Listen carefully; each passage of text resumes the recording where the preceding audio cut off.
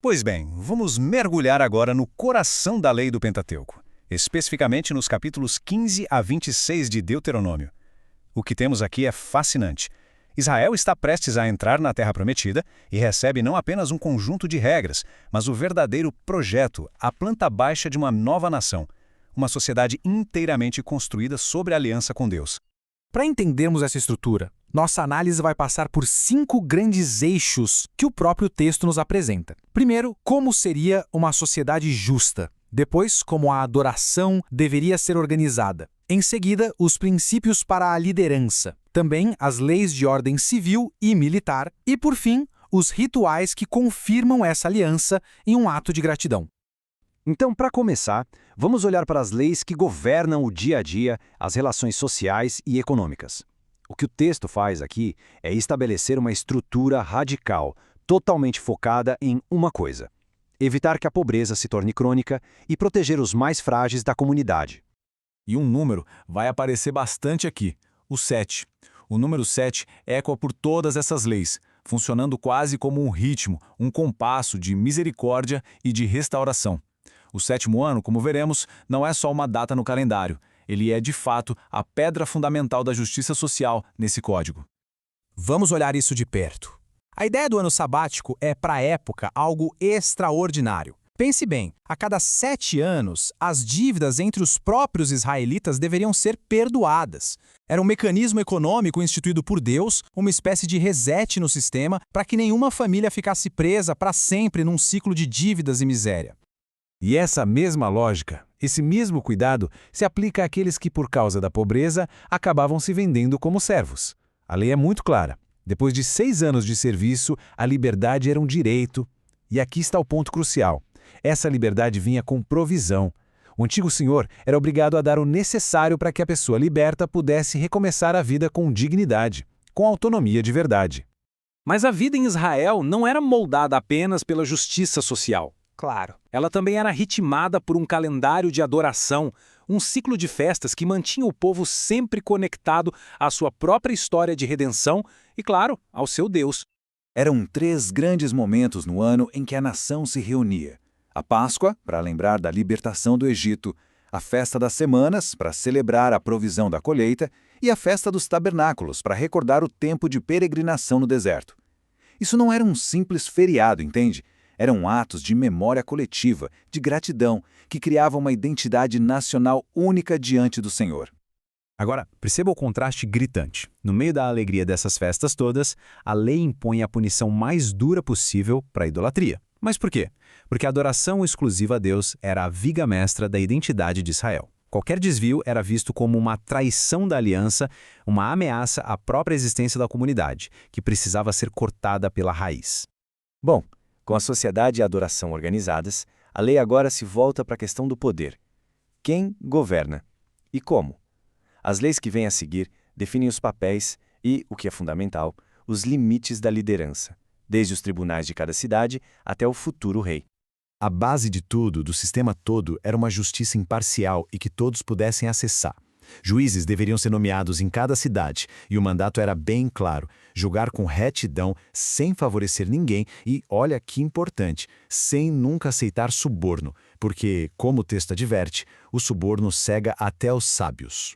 A lei já antecipa o dia em que o povo pediria um rei. E antes mesmo que ele existisse, já estabelece limites bem claros para sua autoridade. O primeiro, nada de acumular cavalos, que eram os tanques de guerra da época. O objetivo era teológico, evitar que o rei confiasse no poder militar, especialmente no do Egito, em vez de confiar no Senhor.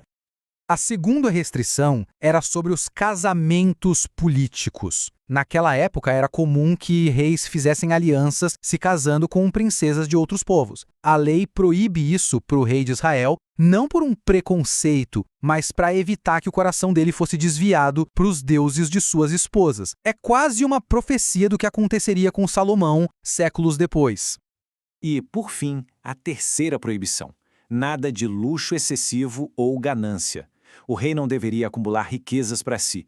Isso o tornava radicalmente diferente dos déspotas orientais daquele tempo. Ele deveria ser um líder servo, sujeito à mesma lei que o povo, governando para o bem da nação e não para o próprio enriquecimento. E, para ilustrar bem essa diferença de poder, Veja só o que a lei diz sobre os sacerdotes e levitas. Enquanto a autoridade do rei era limitada, a provisão dos líderes espirituais vinha de uma fonte completamente diferente. Eles não teriam herança de terra. A herança deles, era o próprio Senhor. Eles seriam sustentados pelas ofertas do povo para se dedicarem exclusivamente ao serviço sagrado. Certo, mas não adianta ter uma liderança bem estruturada se não existem leis para garantir a ordem e a segurança no dia a dia. Então agora, o texto se volta para as regras da justiça criminal e da conduta em tempos de guerra, sempre tentando encontrar um equilíbrio entre o que é justo e o que é misericordioso. Uma questão fundamental para qualquer sistema de justiça é a intenção por trás de um ato. O Código de Deuteronômio faz uma distinção crucial entre quem mata com premeditação e quem tira uma vida por acidente, e, para lidar com isso, cria um mecanismo de proteção impressionante. A solução foram as chamadas cidades de refúgio. A ideia era a seguinte: se alguém causasse uma morte acidental, poderia correr para uma dessas cidades e estaria a salvo do vingador do sangue, que era o parente da vítima que buscava vingança, até que houvesse um julgamento justo. Isso eleva a justiça acima da vingança pessoal e garante o devido processo legal. Já as leis de guerra fazem uma distinção bem severa. Para cidades distantes fora de Canaã, a primeira atitude deveria ser oferecer a paz. Agora, para cidades dentro da Terra Prometida, a ordem era de destruição total. A razão que o texto dá é teológica: erradicar completamente a influência de suas práticas idólatras, que eram vistas como um tipo de contágio espiritual que poderia destruir a aliança de Israel. E assim chegamos à nossa última parte, que é como que o fechamento, o selo de toda essa estrutura. Aqui, o foco está nas expressões de gratidão e de memória. E é importante entender, essas práticas não eram opcionais. Eram a conclusão lógica e a confirmação da aliança entre Deus e seu povo. Uma vez estabelecidos na terra, os israelitas deveriam trazer as primícias, ou seja, os primeiros e os melhores frutos da sua colheita. Esse ato era uma confissão visível, quase uma encenação anual, de que a terra e tudo que ela produzia era um presente de Deus, e não apenas o resultado do seu próprio esforço.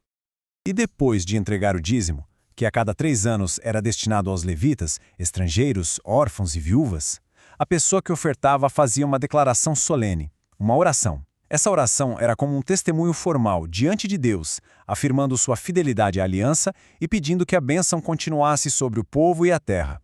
No fim das contas, fica essa questão para a gente pensar. Todo esse conjunto detalhado de leis não é apenas um código legal, é o projeto de uma teocracia, ou seja, a tentativa de construir uma sociedade onde a justiça, a santidade e a gratidão a Deus estivessem presentes em cada detalhe da vida.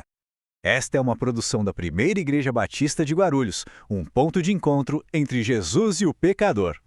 Se esta análise das Escrituras foi edificante, considere se inscrever em nosso canal para mais conteúdo como este. Curta para nos ajudar a alcançar mais pessoas e, claro, compartilhe suas reflexões sobre estas passagens aqui nos comentários. A paz do Senhor!